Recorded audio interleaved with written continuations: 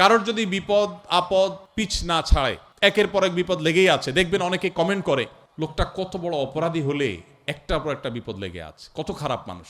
অথচ একটার পর একটা বিপদ লেগে থাকা এটা মানুষের খারাপ হওয়ার কোনো প্রমাণ নয়। নির্দিষ্ট কিছু বিপদ কিভাবে দূর হবে, প্রায় 1 বছরের বেশি সময় ধরে সবর করার চেষ্টা করছি। আল্লাহর কাছে দোয়া করে যাচ্ছি, তবুও বিপদটা যেন রয়েই গেছে। মাঝে মাঝে সবরও করতে পারি না, হয়তো নিজেকে নিয়ন্ত্রণ করতে পারি না।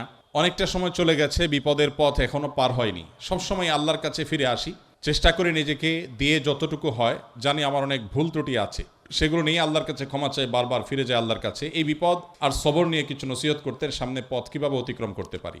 আমি আমার বক্তব্যে বলেছি, মানব ইতিহাসের সবচাইতে বিপদগ্রস্ত মানুষটির নাম মুহাম্মদ সাল্লাল্লাহু আলাইহি সাল্লাম। মুহাম্মদ সাল্লাল্লাহু আলাইহি সাল্লামের চাইতে বেশি বিপদ সংকুল ছিল এরকম কোন মানুষের জীবন আপনি দেখাতে পারবেন না। এটা আমার বক্তব্য নয়, খোদ তার বক্তব্য। নবী সাল্লাল্লাহু আলাইহি সাল্লাম বলেছেন, আশাদ্দুন নাসে বালাআন আল আম্বিয়া সুম্মাল আমসাল ফাল আমসাল। সবচেয়ে বেশি বিপদগ্রস্ত ছিলেন, সবচেয়ে বেশি কষ্টে জর্জরিত ছিলেন নবী রাসূলগণ। এরপর নবী রাসূলদের সাথে যাদের যত বেশি সাদৃশ্য, যত বেশি মিল হবে, যাদের মধ্যে নবী রাসূলদের আদর্শ যত বেশি থাকবে, তাদের জীবনে বিপদ তত বেশি আসবে। অনেক মুসলিম বন্ধুরা প্রশ্ন করেন, ইসলাম যদি সত্য ধর্ম হয়, আল্লাহর অস্তিত্ব যদি সঠিক সত্য হয়, নাউজুবিল্লাহ, এরকম প্রশ্ন অনেক মুসলমানের সন্তান করেন, তাহলে মুসলমানরা কেন গোটা পৃথিবীতে মার খাচ্ছে? কেন ফিলিস্তিনেও আমরা দেখি বোমের নিচে মুসলমান? কেন কাশ্মীরেও আমরা দেখি নির্যাতনের নিচে মুসলমান? কেন সিরিয়াতেও আমরা দেখি নির্যাতিতে মুসলমান? কেন ইরাকে আমরা দেখি মার খাচ্ছে মুসলমান? কেন আফ্রিকা আমরা দেখি মার খাচ্ছে মুসলমান? কেন বার্মায় দেখি আমরা মার খাচ্ছে মুসলমান? কেন চায়নার উইঘুরে দেখছি আমরা মার খাচ্ছে মুসলমান? পৃথিবীর যেখানেই মার খাচ্ছে দেখবেন মুসলমান মায়ের নিচে আছে, উপরে মুসলমান নেই। তারপরও পৃথিবী বলবে মুসলমান সন্তান। আমাদের অনেক মুসলমানকে তারা কনভিন্স করে ফেলেছে, অনেক মুসলমানের সন্তান কনভিন্স হয়ে গেছে, হ্যাঁ তাই তো, মুসলমানরা অনেক অশান্তি সৃষ্টি করে। দুইটা বিশ্বযুদ্ধ তো মুসলমানরাই করেছিল না? মুসলমানরা না? কত মানুষ মারা গেছে 2 বিশ্বযুদ্ধে? কত মানুষ? 100 মিলিয়নের বেশি মানুষ হত্যা করা হয়েছে দুইটি বিশ্বযুদ্ধে। মুসলমানরা করেছে। মুহাম্মদ সাল্লাল্লাহু আলাইহি সাল্লাম তার আদর্শকে পৃথিবীতে প্রতিষ্ঠিত করতে গিয়ে 27টি যুদ্ধে তাকে সশরীরে অংশগ্রহণ করতে হয়েছে। 27টি যুদ্ধে, 27টি যুদ্ধে তিনি অংশগ্রহণ করেছেন। এই সকল যুদ্ধে যত মানুষ মারা গেছে সবগুলোর যোগফল কত জানা আছে আমাদের কারোর? মাত্র 1000 মানুষ। এর মধ্যে 600 জন বিশ্বাসঘাতকতার অপরাধে দণ্ডিত হয়ে মৃত্যুদণ্ডের মুখোমুখি হয়েছে, আর বাকি 400 মানুষ মারা গেছে 27টি যুদ্ধে। কল্পনা নয়, গল্প নয়, বাস্তব। এই জন্য বলেছি সিরাতের বই খোলেন, বিবেক খুলে যাবে। গোটা পৃথিবীতে ইসলামকে প্রতিষ্ঠা করতে গিয়ে মুহাম্মদ সাল্লাল্লাহু আলাইহি সাল্লাম 27টি যুদ্ধে অংশগ্রহণ করেছেন, সেখানে মানুষ মারা গেছে মাত্র 400। 400 মানুষের জীবনের বিনিময়ে 400 মানুষের মূল্য, এটা দিয়ে গোটা বিশ্বে ইসলামকে প্রতিষ্ঠিত করেছেন মুহাম্মদ সাল্লাল্লাহু আলাইহি সাল্লাম। একটা ইউনিয়ন দখল করতে গিয়ে তো 400 বেশি মানুষ মারা যায়। আজকের পৃথিবীর মানবতার সবক দেওয়া মানুষগুলো পাখির মতো মানুষ মেরে যেখানে সমান করে ফেলছে, সেই মানুষগুলোই আবার মুসলমানদেরকে বলে যে মুসলমানরা নাকি সন্ত্রাসী, মুসলমানরা নাকি পৃথিবীতে অশান্তি সৃষ্টি করছে। অথচ গোটা পৃথিবীর যেখানেই মার চলছে, যেখানেই যুদ্ধ চলছে, আপনি দেখবেন অস্ত্রের নিচে তাকালে দেখবেন মুসলমানের চেহারা, আর কোন ধর্মের মানুষের চেহারা আপনি দেখতে পাবেন না। সে আফ্রিকা থেকে নিয়ে বার্মা পর্যন্ত কোথাও আপনি দেখাতে পারবেন না। যুদ্ধ চলছে আর নিচে মুসলমানের চেহারা নাই, একটা জায়গা দেখাতে পারবেন না। এত কিছুর পরও মুসলমানকে গালি শুনতে হয়। ভাইরা আমার, তো মুহাম্মদ সাল্লাল্লাহু আলাইহি সাল্লাম তার জীবন ছিল সবচেয়ে বেশি কষ্টের, সবচেয়ে জর্জরিত।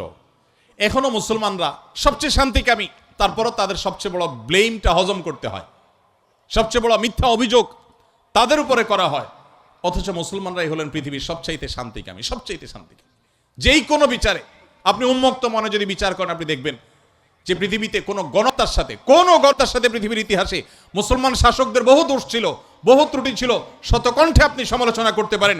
আজকের বিশ্বের মোড়লরা যেভাবে গণহত্যা করছে, পাখির মতো নির্বিচারে মানুষ মারছে দিনের মাটিতে, আজকে পৃথিবীর বিভিন্ন প্রান্তে তারা যেভাবে মানুষ করছে, সেই মানুষগুলাই যখন কোনো ভিডিও ফুটেজে দেখেন ফেসবুকে, ইউটিউবে, তারা হেলিকপ্টার নিয়ে তাদের সেনাবাহিনী গিয়ে একটা গর্তে, কোনো একটা ড্রেনে কোনো কুকুর ছানা পড়ে গেছে, একটা বিড়ালের ছানা পড়ে গেছে, সেটা উদ্ধার করার জন্য তারা লেগে গেছে, আপনি তখন বলছেন ওয়াও, কত মানবিক তারা। সেই তারা যখন কুকুরের জন্য বিশাল বড় হসপিটাল করছে, আপনি বলছেন কত মানবিক তারা। অথচ এরাই নির্বিচারে পাখির মতো মানুষটা করছে। এবং অনেক সভ্য দেশ আছে যেই দেশে শুধু তিনি নির্যাতিতদের পক্ষে পতাকা নিয়ে আপনি রাস্তা বের হবেন, রাষ্ট্রের আইন অনুযায়ী আপনি অপরাধী বিবেচিত হবেন। এখনো আছে, এই সভ্য পৃথিবীতে আছে। তো যাই হোক, প্রিয় নবী সাল্লাল্লাহু আলাইহি সাল্লাম যে দিন রেখে গেছেন, এখানে মুসলমান কোণঠাসা থাকবে, এটাই স্বাভাবিক। আমার কথা গেছিল সেখান থেকে যে অনেক বন্ধু বলে কেন মুসলমানরা এত মায়ের খাচ্ছে যদি ইসলাম সত্য হয়। হ্যাঁ, ইসলাম সত্য যে তার প্রমাণই এটা যে মুসলমানরা মায়ের খাবে। মুসলমানরা কখনো জুলুম করবে না, জুলুমের শিকার হতে পারে, মুসলমান কখনো জালিমের আসনে যাবে না। ব্যক্তিগত পর্যায়ে মুসলমান জালিম থাকতে পারে, সামষ্টিকভাবে, সামগ্রিকভাবে বিশ্ববাসীর উপরে জুলুম এটা ছড়িয়ে দিবে, জুলুমের স্টিম রোলার চালাবে মুসলমানরা সামষ্টিকভাবে, এটা কোনোদিন হয়নি, ইতিহাসে কোনোদিন হবেও না। অতএব যারা মনোবেদনা আছেন, কষ্টে আছেন, বিপদে আছেন, ভেঙে পড়েন যে এত বিপদ কেন, তারা নিজেদেরকে অনেক সময় মনে করেন যে আমি অপরাধী। না, এটা বরং সান্ত্বনার ব্যাপার। যে যত ইমানদার হবে তার জীবনে যত পরীক্ষা আসবে, তার থেকে তত কষ্ট করতে হবে এবং কষ্টের মধ্য দিয়ে পার হতে হবে। ইমানদারের সাফল্য হলো যে যত কষ্টই হোক না কেন, একভাবে না একভাবে কষ্ট শেষ হবে। কোনোভাবে যদি শেষ না হয়, মৃত্যুর মাধ্যমে শেষ হবে। এরপরে যদি আল্লাহ তাআলা আমাকে জান্নাত অফার করেন, যে বান্দা তুমি অনেক কষ্ট করেছো, তোমাকে আমি জান্নাত অফার করছি, তাহলে আমার সারা জীবনের কষ্টের বিনিময়ে অনন্তকালের জান্নাত পেয়ে গেলে এটা নিশ্চয়ই লাভজনক ডিল। ভাইরা আমার, দুঃখ বা কষ্টে যখন থাকি তখন আমরা সাধারণত এই বিষয়গুলোকে এভাবে অনুভব করতে পারি না, একটু কষ্ট হয়। যখনই আপনি আমি দুঃখে পতিত হব, আমাদের নবীজির কথা স্মরণ করব যে তার চাইতে দুঃখে কেউ ছিল না, সবচেয়ে কষ্টে ছিলেন, কিন্তু তার চাইতে সাকসেসও পৃথিবীতে কেউ ছিল না। ইন্টারেস্টিং বিষয়, সবচেয়ে দুঃখী মানুষ সবচেয়ে সফল মানুষ। কি অর্থে সফল? ওই যে তার মিশনকে তিনি সবচেয়ে ভালোভাবে বাস্তবায়ন করেছেন। প্রথম এবং দ্বিতীয় বিশ্বযুদ্ধের মধ্যে 100 মিলিয়ন মানুষ তা করতে হয়নি।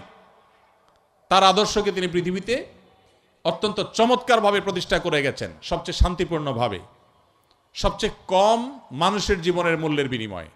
অতএব কষ্ট যখন হবে আমাদের সবর করতে হবে ওই কথা চিন্তা করে। আমাদের সমাজে একটা কুসংস্কারাচ্ছন্ন বিশ্বাস আছে, উক্তি আছে, এখনো গ্রামে গঞ্জে এমনকি শহরেও অনেক মানুষ আছে, কারোর যদি বিপদ আপদ পিছ না ছাড়ে, একের পর এক বিপদ লেগেই আছে। দেখবেন অনেকে কমেন্ট করে, লোকটা কত বড় অপরাধী হলে একটার পর একটা বিপদ লেগে আছে, কত খারাপ মানুষ। অথচ একটার পর একটা বিপদ লেগে থাকা এটা মানুষের খারাপ হওয়ার কোনো প্রমাণ নয়। একটা মানুষ ফেরেশতার মতো ভালো মানুষ হয়েও তার উপরে বিপদ হতে পারে, বরং কখনো কখনো লাগাতার এবং ধারাবাহিক বিপদ এটা তার সততার, আল্লাহ ভীরুতার, আল্লাহর নেককার বান্দা হওয়ার প্রমাণও হতে পারে। তো এই জন্য আমরা যারা বিপদগ্রস্ত আছি তাদের জন্য সান্ত্বনা হলেন নবী করিম সাল্লাল্লাহু আলাইহি ওয়াসাল্লাম। আল্লাহ আমাদেরকে ধৈর্য ধারণ করার তৌফিক দান করুন।